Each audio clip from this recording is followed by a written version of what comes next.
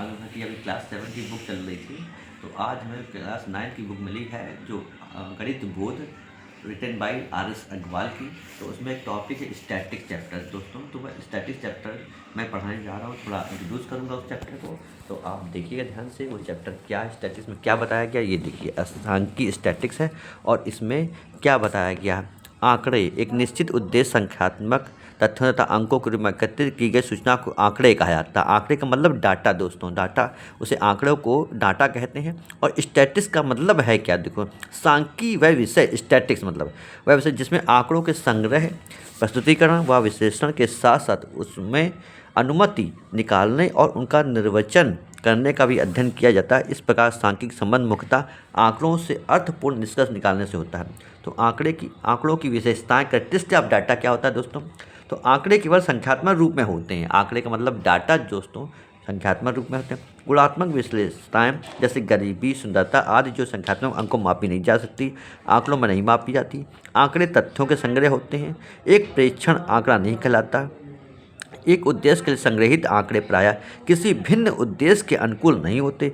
विभिन्न प्रयोगों में प्राप्त आंकड़े तुलनीय होते हैं। विभिन्न प्रयोगों में प्राप्त आंकड़े तुलनीय होते हैं दोस्तों। तो आंकड़ों के प्रकार में बताने, टाइप्स ऑफ डाटा किस प्रकार करते हैं, प्राइमरी डाटा, सेकेंडरी डाटा दोस्तों, प्राइमरी डाटा और सेकेंडरी डाटा दोस्तों। तो मैं अब आपको इंपॉर्टेंट क्वेश्चन बताऊंगा।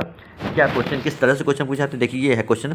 निम्नांकित आंकड़े 20 परिवारों की में बच्चों की संख्या दर्शाते हैं। तो ये इस तरह से 20 परिवारों की बच्चों की संख्या इस प्रकार दी है दोस्तों। देखो 4, 5, 2, इस तरह से लगातार दी है 1, 1। उपयुक्त आंकड़ों की सारणी बनाइए और बारहमासी सारणी बनाइए। क्वेश्चन दिया गिवन है दोस्तों। तो अवर्गीकृत आंकड़े दिए गए हैं। तो पहले हम क्या करेंगे, इनको राहुई क्रम में जो आंकड़े दिए थे दोस्तों, जो आंकड़े दिए गए हैं वो अवर्गीकृत मतलब ये जो मिला मिक्स रूप में दिए गए हैं दोस्तों। तो अब हम गिवन डाटा को, जो डाटा दिया गया है परिवारों का, उसको we can written in the form of ascending order. हम दी गई डिजिट को असेंडिंग ऑर्डर में, पहला काम हमारा है दी गई संख्या को असेंडिंग ऑर्डर में लिखेंगे दोस्तों। तो आप समझ रहे होंगे कि मैंने क्या बताया, दी गई संख्या को असेंडिंग ऑर्डर में, we can write in the ascending order. ठीक है दोस्तों। तो हमने दी गई संख्या को असेंडिंग ऑर्डर में दिखा दोस्तों। फिर उसके बाद मैं टेबल बनाऊंगा दोस्तों। ये इस प्रकार का टेबल है, क्योंकि बच्चों की संख्या, फिर मिलान चिन्ह, फिर परिवारों की संख्या। तो बच्चों की संख्या, मिलान चिन्ह और परिवार की संख्या। तो बच्चों की संख्या दोस्तों आपने देखा कि एक बच्चा जो हमने पहली संख्या ली यहाँ पे एक बच्चा, क्योंकि पहली डिजिट 1 है। तो वन बच्चा कितने लोगों के पास है, तो मिलान चिन्ह उसका क्या बनेगा, देखिए 1, 2, 3, 4, 5, 5 लोग हैं। तो इसमें जो है मिलान चिन्ह कैसे बनता है दोस्तों, 4 मिलान चिन्ह जब भी बनाया जाता है, इसको मिलान चिन्ह को इंग्लिश में बोलते हैं दोस्तों टैली मार्क्स। मिलान चिन्ह को इंग्लिश में बोला जाता है टैली मार्क्स। टैली मार्क्स कैसे लेता है, 4 स्टैंडिंग लाइन और एक अगर 5 आ गई तो 4 तो स्टैंडिंग लाइन खींची जाएगी। लेकिन अगर 5 संख्या है, अगर 5 संख्या आ गई तो 4 स्टैंडिंग लाइन खींचे और चौथी 5वीं जो खींचेंगे वो चारों संख्या को डायरेक्ट काटते हुए खींची जाती है। वो 5वीं संख्या को डिजिट रिप्रेजेंट करती है दोस्तों। तो आप सब मैं आपको दिखाऊंगा, देखिए किस तरह खींचा जाता है। तो बच्चों की संख्या में टेबल में देखिए, यहाँ पे बच्चों की संख्या 1 है। तो यहाँ पे कितने बच्चे, 1, 2, 3, 4, 5, देखिए 5 है। तो मिलान चिन्ह इसको टैली मार्क्स बोलते हैं। तो 1, 2, 3, 4 स्टैंडिंग लाइन में खींचा और ये 5वीं लाइन ऐसे खींचती है। फिर परिवारों की संख्या बराबर, क्योंकि यहाँ पे जो मिलान चिन्ह जो जितनी संख्या होगी वही यहाँ लिखी जाती है दोस्तों। अब हमने बच्चा यहाँ पे 2 लिया है, बच्चों की संख्या 2 है। 2 कितने हैं, तो यहाँ पे 1, 2, 3, 4, 5, 6, 7।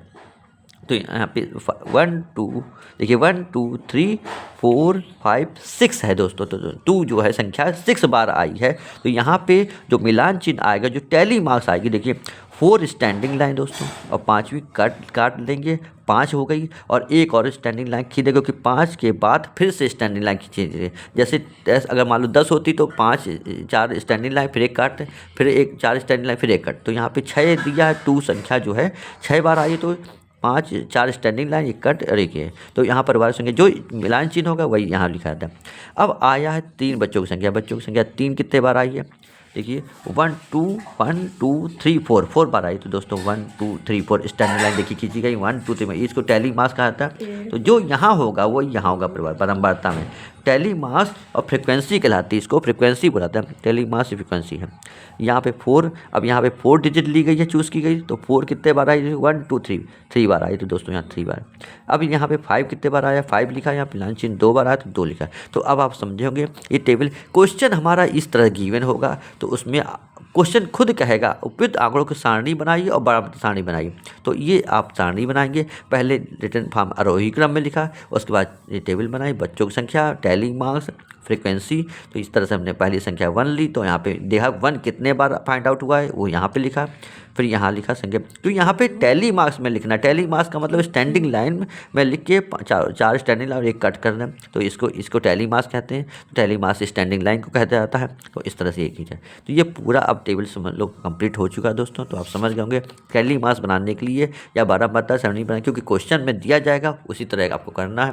तो अब आगे चलेंगे, आगे किस तरह क्वेश्चन पूछेगा देखिए, और क्या एक्सप्लेनेशन दिया गया इस चैप्टर में। वर्ग माप किसे कहते हैं? Class size.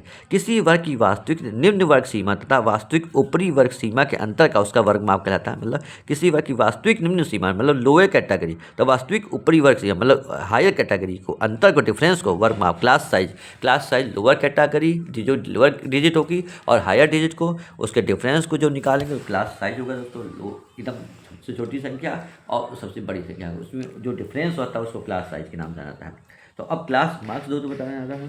किसी वर्ग का वर्ग चिन्ह निम्न वर्ग सीमा प्लस ऊपरी वर्ग सीमा को 2 से भाग दें तो वर्ग चिन्ह आ जाएगा दोस्तों। वर्ग चिन्ह क्या होता है? क्लास मार्क कहलाते हैं।